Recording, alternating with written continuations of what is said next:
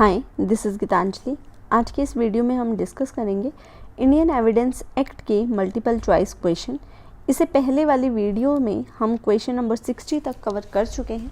Start करते हैं question 61 से। फर्स्ट क्वेश्चन है, section 25 of Indian evidence act में एक कन्फेशन कब इनएडमिसिबल होगा? तो इसका आंसर होगा ऑप्शन सी कि अगर कोई कन्फेशन चाहे सेम क्राइम से रिलेटेड हो या किसी और क्राइम से रिलेटेड हो, वो इनएडमिसिबल होगा सेक्शन 25 में। नेक्स्ट क्वेश्चन है, नीचे दिए गए ऑप्शन में से क्या section 25 of Indian evidence act में नहीं दिया गया है? तो इसका आंसर होगा ऑप्शन डी, यानी कि ऑल ऑफ द अबव। मतलब confession made to custom officer, confession made to a member of railway protection force, confession made to an officer under FERA. तो इन सभी पे जो है सेक्शन 25 नहीं लगता। सेक्शन 25 में था कि जब पुलिस ऑफिसर के सामने दी गई कन्फेशन इनएडमिसिबल होगी।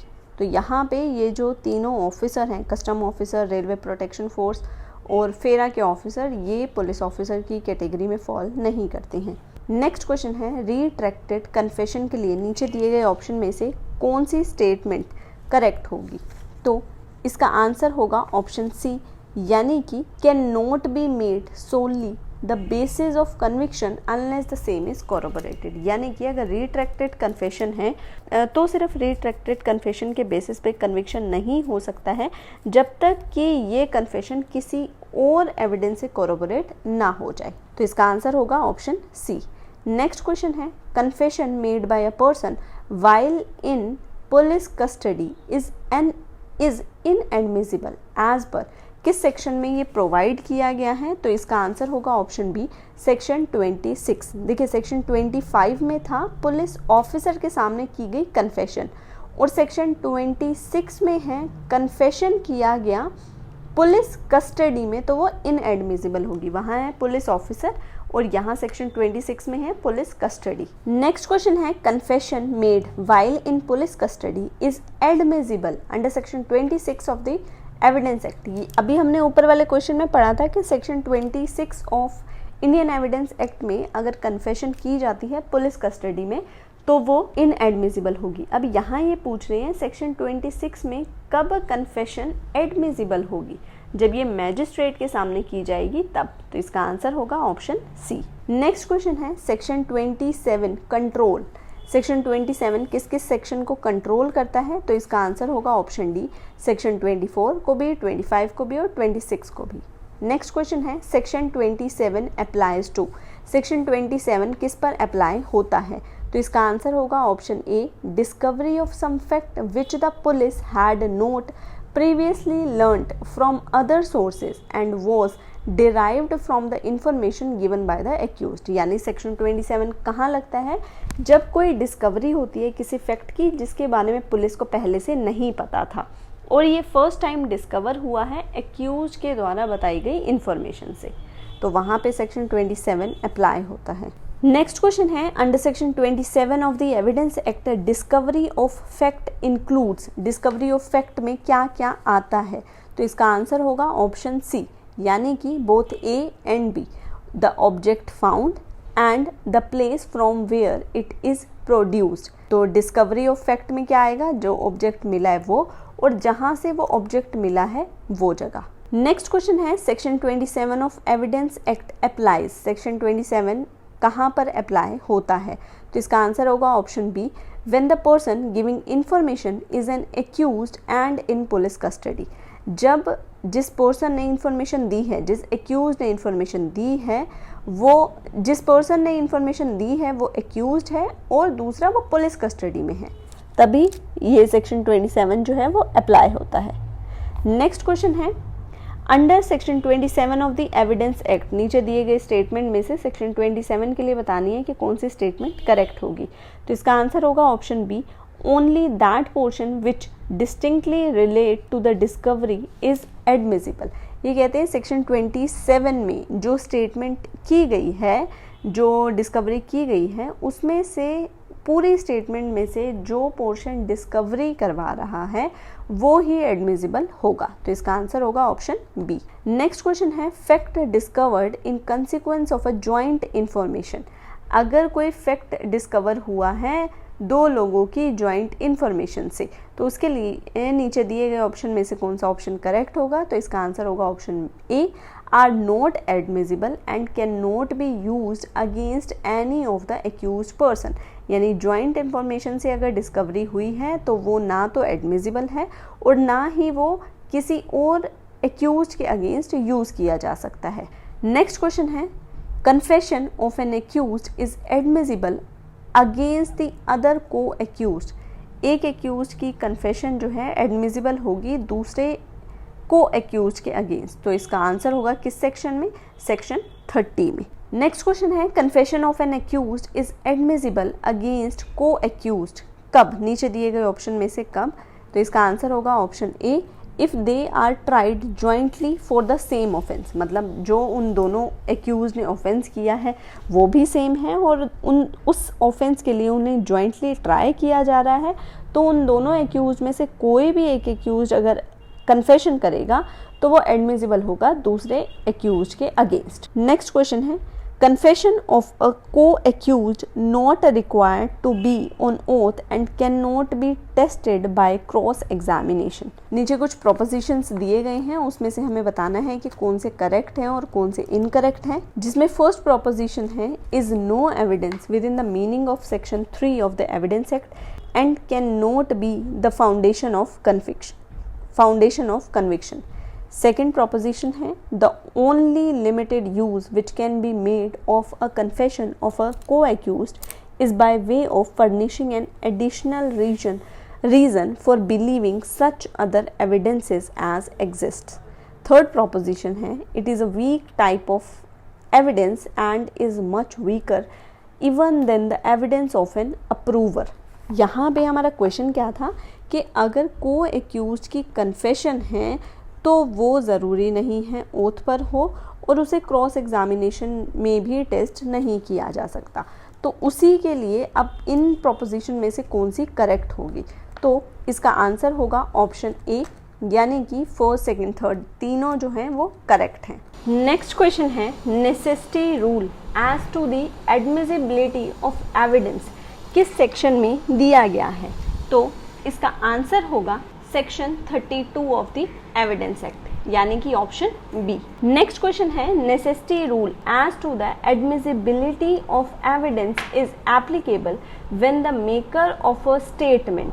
जो एडमिसिबिलिटी का रूल है वो कब एप्लीकेबल होगा? जिसने स्टेटमेंट की है उसके रिगार्डिंग नीचे दिए गए ऑप्शन में से कौन सा ऑप्शन करेक्ट है? तो इसका आंसर होगा ऑप्शन डी, यानी कि ऑल ऑफ द अबव। मतलब कि जिस पर्सन ने स्टेटमेंट दी है ऑप्शन ए के अकॉर्डिंग वो डेड है या इनकेपेबल हो गया है एविडेंस देने के लिए। ऑप्शन बी के अकॉर्डिंग एक पर्सन जो कि मिल तो गया है पर उसकी अटेंडेंस कोर्ट में उसको लेकर आना अनरीजनेबल डिले करेगा या एक्सपेंसेस बढ़ाएगा। थर्ड ऑप्शन है कि एक ऐसा पर्सन जो मिल नहीं रहा है, तो अगर ऐसे पर्सन ने कोई भी स्टेटमेंट दी है तो उस पर नेसेसिटी रूल जो है वो एप्लीकेबल होता है। तो इसका आंसर होगा option D, all of the above.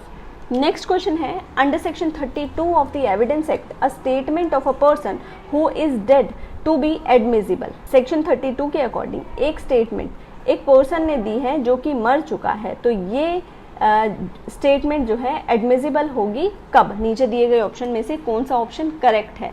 तो इसका आंसर होगा ऑप्शन ए, यानी कि must relate to cause of his own death. जो पर्सन स्टेटमेंट दे के गया है वो अपने मरने के कारण की ही स्टेटमेंट दे के गया है, तो ये जो स्टेटमेंट होगी वो एडमिसिबल होगी। तो इसका आंसर होगा ऑप्शन ए। नेक्स्ट क्वेश्चन है the person whose statement is admitted under section 32 of the evidence act.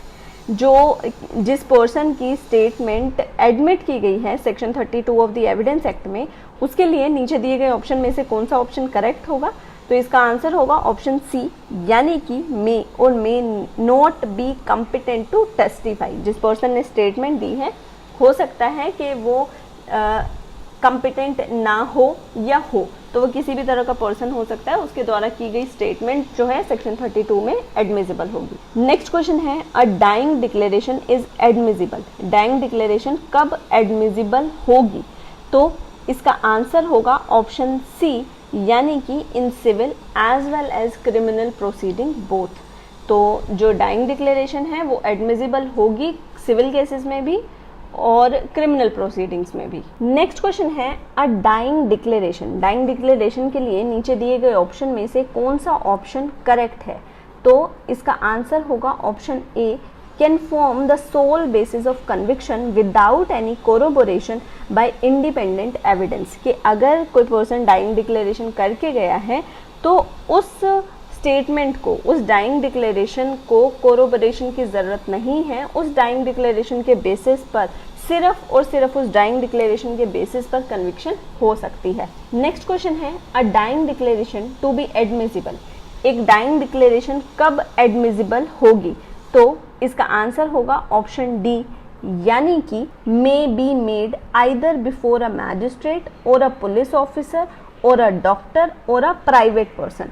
Dying declaration admissible होगी अगर वो किसी मैजिस्ट्रेट के सामने किया गया है, पुलिस ऑफिसर के सामने किया गया है, डॉक्टर के सामने किया गया है या फिर एक प्राइवेट पर्सन के सामने की गई है। नेक्स्ट क्वेश्चन है, declaration in course of business are admissible. Course of business में डिक्लेरेशन कब एडमिसिबल होगी? तो इसका आंसर होगा ऑप्शन बी, यानी कि सेक्शन 32 सबसेक्शन 2 में।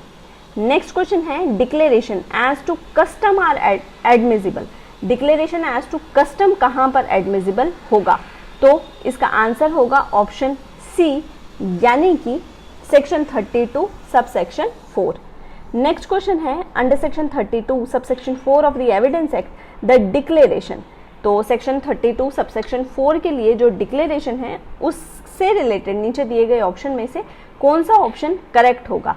तो इसका आंसर होगा ऑप्शन ए, यानी कि ये जो डिक्लेरेशन है as to public rights and custom are admissible. अगर कोई डिक्लेरेशन जो कस्टम से रिलेटेड है, ये पब्लिक राइट और कस्टम से अगर रिलेटेड है सेक्शन 32 सबसेक्शन 4 के अकॉर्डिंग, तो ये एडमिसिबल होगी। नेक्स्ट क्वेश्चन है, opinion of expert are relevant. Expert की ओपिनियन किस सेक्शन में रेलेवेंट होगी? तो इसका आंसर होगा ऑप्शन ए, यानी कि under section 45 of the evidence act. Next question है, under section 45 of evidence act the opinion of expert can be for. जो सेक्शन 45 ऑफ एविडेंस एक्ट में एक्सपर्ट की ओपिनियन है वो किसके लिए हो सकती है? तो इसका आंसर होगा ऑप्शन सी, यानी कि both A and B. Identify of handwriting, identify of finger impression, किसके लिए, किसी भी चीज के लिए हो सकती है सेक्शन 45 की ओपिनियन एक्सपर्ट की। नेक्स्ट क्वेश्चन है, under section 45 of evidence act the opinion of expert can be on the question of. जो सेक्शन 45 ऑफ एविडेंस एक्ट में एक्सपर्ट की ओपिनियन है वो क्या है? क्वेश्चन ऑफ किस तरह का क्वेश्चन है? तो इसका आंसर होगा option B, can be a question of foreign law. Next question है, opinion of an expert under section 45 of evidence act. जो एक्सपर्ट की ओपिनियन है सेक्शन 45 में, उसके लिए नीचे दिए गए ऑप्शन में से कौन सा ऑप्शन करेक्ट है? तो इसका आंसर होगा ऑप्शन सी, यानी कि is supportive and corroborative in nature. जो एक्सपर्ट की ओपिनियन है वो सपोर्टिव है और कोरोबोरेटिव है नेचर में। नेक्स्ट क्वेश्चन है, अ disputed hand writing can be proved. एक डिस्प्यूटेड हैंड राइटिंग किस तरह से प्रूव की जा सकती है? तो इसका आंसर होगा ऑप्शन डी, यानी कि ऑल ऑफ द अबव। मतलब कि by calling an expert, by examining a person acquainted with the handwriting of the writer of the question document, by comparison of two admitted and disputed handwriting। तो इन सभी के द्वारा एक disputed handwriting को prove किया जा सकता है। नेक्स्ट क्वेश्चन है, the res inter alia acta is receivable। ये जो मैक्सिम है res inter alia acta, ये किस सेक्शन से रिलेटेड है? तो इसका आंसर होगा ऑप्शन बी, यानी कि सेक्शन 46। आज के लिए बस इतना ही। इस सीरीज को कंटिन्यू करेंगे आगे आने वाली वीडियोस में।